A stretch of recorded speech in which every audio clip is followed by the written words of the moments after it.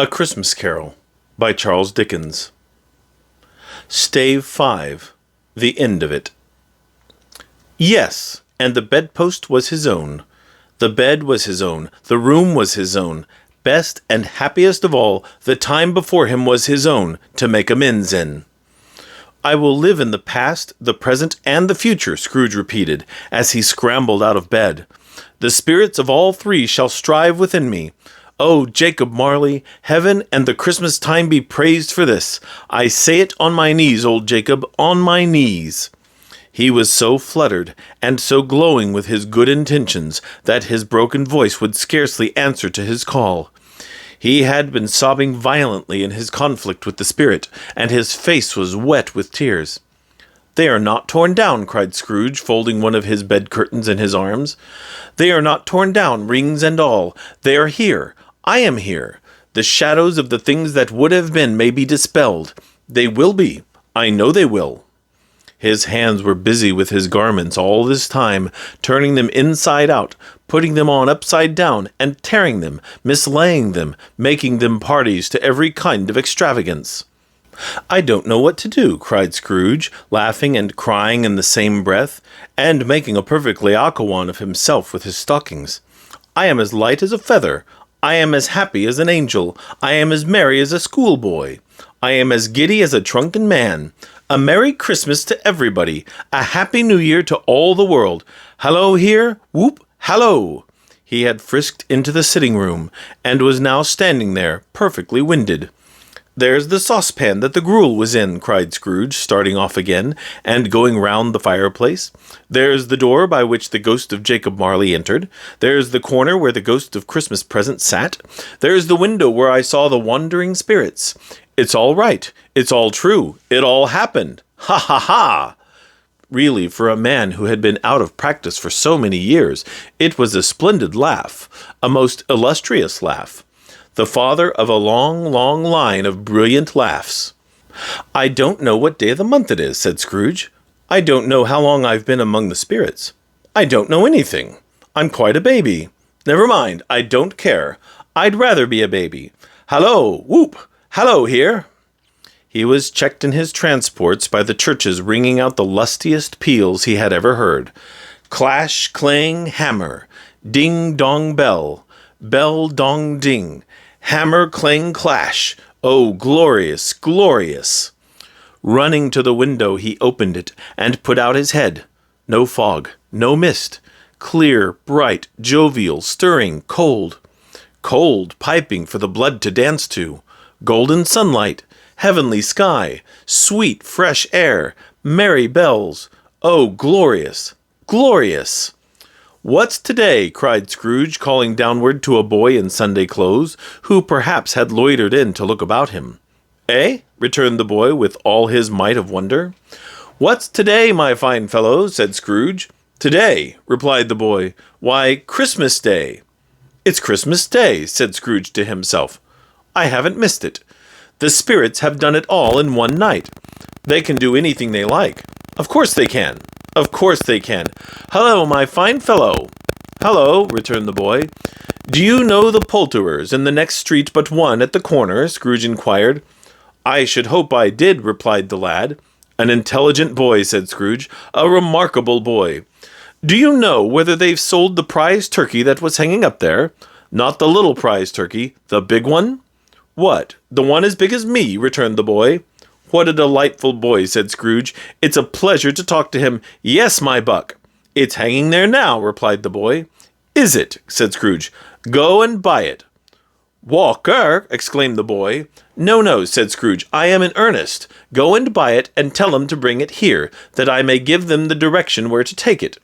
Come back with the man, and I'll give you a shilling. Come back with him in less than 5 minutes, and I'll give you half a crown." The boy was off like a shot. He must have had a steady hand at a trigger who could have got a shot off half so fast. "I'll send it to Bob Cratchit's," whispered Scrooge, rubbing his hands and splitting with a laugh. "He shan't know who sends it. It's twice the size of Tiny Tim. Joe Miller never made such a joke as sending it to Bob's will be." The hand in which he wrote the address was not a steady one, but write it he did somehow, and went downstairs to open the street door, ready for the coming of the poulterer's man. As he stood there waiting his arrival, the knocker caught his eye. "I shall love it as long as I live," cried Scrooge, patting it with his hand. "I scarcely ever looked at it before. What an honest expression it has in its face! It's a wonderful knocker. Here's the turkey. Hallo, whoop, how are you? Merry Christmas." It was a turkey. He never could have stood upon his legs, that bird. He would have snapped 'em short off in a minute, like sticks of sealing wax. "Why, it's impossible to carry that to Camden Town," said Scrooge. "You must have a cab." The chuckle with which he said this, and the chuckle with which he paid for the turkey, and the chuckle with which he paid for the cab, and the chuckle with which he recompensed the boy, were only to be exceeded by the chuckle with which he sat down breathless in his chair again, and chuckled till he cried. Shaving was not an easy task, for his hand continued to shake very much, and shaving requires attention, even when you don't dance while you are at it. But if he had cut the end of his nose off, he would have put a piece of sticking plaster over it, and been quite satisfied. He dressed himself all in his best, and at last got out into the streets. The people were by this time pouring forth, as he had seen them with the ghost of Christmas present, and walking with his hands behind him. Scrooge regarded every one with a delighted smile. He looked so irresistibly pleasant, in a word, that 3 or 4 good-humoured fellows said, "Good morning, sir, a Merry Christmas to you." And Scrooge said often afterwards, that of all the blithe sounds he had ever heard, those were the blithest in his ears. He had not gone far, when coming on towards him he beheld the portly gentleman, who had walked into his counting-house the day before, and said, "Scrooge and Marley's, I believe." It sent a pang across his heart to think how this old gentleman would look upon him when they met, but he knew what path lay straight before him, and he took it. "My dear sir," said Scrooge, quickening his pace, and taking the old gentleman by both his hands, "how do you do? I hope you succeeded yesterday. It was very kind of you. A Merry Christmas to you, sir." "Mr. Scrooge?" "Yes," said Scrooge, "that is my name, and I fear it may not be pleasant to you. Allow me to ask your pardon, and will you have the goodness—" Here Scrooge whispered in his ear. "Lord bless me!" cried the gentleman, as if his breath were taken away. "My dear Mr. Scrooge, are you serious?" "If you please," said Scrooge, "not a farthing less. A great many back payments are included in it, I assure you. Will you do me that favor?" "My dear sir," said the other, shaking hands with him, "I don't know what to say to so much "Don't say anything, please," retorted Scrooge. "Come and see me. Will you come and see me?" "I will," cried the old gentleman, and it was clear he meant to do it. "Thank'ee," said Scrooge. "I am much obliged to you. I thank you 50 times. Bless you." He went to church, and walked about the streets, and watched the people hurrying to and fro, and patted children on the head, and questioned beggars, and looked down into the kitchens of houses, and up to the windows, and found that everything could yield him pleasure. He had never dreamed that anything, could give him so much happiness.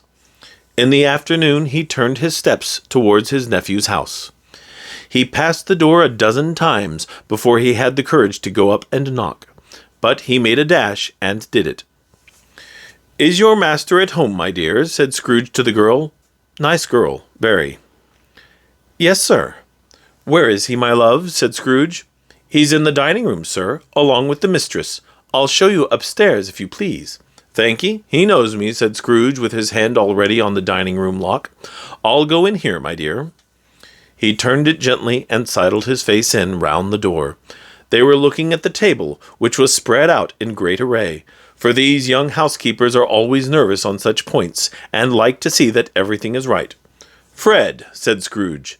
Dear heart alive, how his niece by marriage started! Scrooge had forgotten for the moment about her sitting in the corner with the footstool, or he wouldn't have done it on any account. "Why, bless my soul!" cried Fred. "Who's that?" "It's I, your Uncle Scrooge. I have come to dinner. Will you let me in, Fred?" Let him in? It is a mercy he didn't shake his arm off.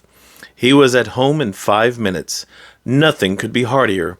His niece looked just the same. So did Topper when he came. So did the plump sister when she came. So did everyone when they came. Wonderful party, wonderful games, wonderful unanimity, wonderful happiness. But he was early at the office next morning. Oh, he was early there. If he could only be there first and catch Bob Cratchit coming late, that was the thing he had set his heart upon. And he did it. Yes, he did. The clock struck 9. No Bob. A quarter past. No Bob. He was full 18 minutes and a half behind his time. Scrooge sat with his door wide open, that he might see him come into the tank. His hat was off before he opened the door, his comforter too. He was on his stool in a jiffy, driving away with his pin, as if he were trying to overtake 9 o'clock.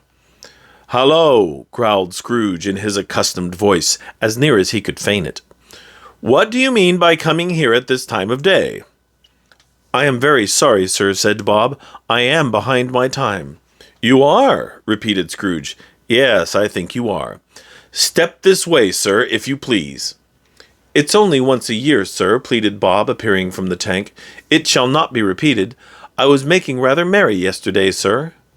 "Now, I'll tell you what, my friend," said Scrooge, "I am not going to stand this sort of thing any longer. And therefore," he continued, leaping from his stool, and giving Bob such a dig in the waistcoat that he staggered back into the tank again, "and therefore I am about to raise your salary." Bob trembled, and got a little nearer to the ruler. He had a momentary idea of knocking Scrooge down with it, holding him, and calling to the people in the court for help and a straight waistcoat. "A Merry Christmas, Bob," said Scrooge with an earnestness that could not be mistaken as he clapped him on the back. "A merrier Christmas, Bob, my good fellow, than I have given you for many a year. I'll raise your salary, and endeavor to assist your struggling family. And we will discuss your affairs this very afternoon, over a Christmas bowl of smoking bishop, Bob. Make up the fires, and buy another coal scuttle before you dot another I, Bob Cratchit." Scrooge was better than his word.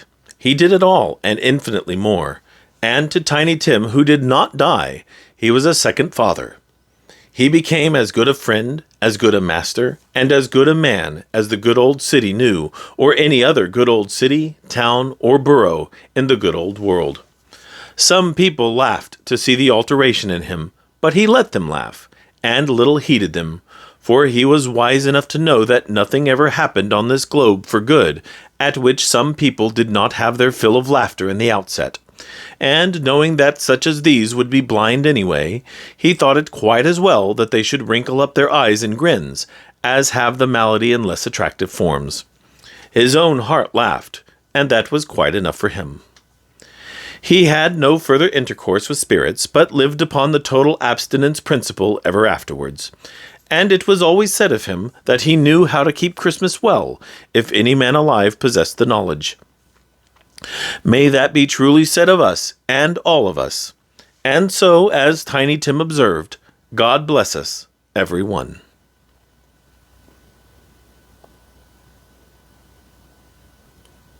This has been A Christmas Carol, written by Charles Dickens, narrated by George Willson. Copyright 1843. Production copyright 2024 by George Willson.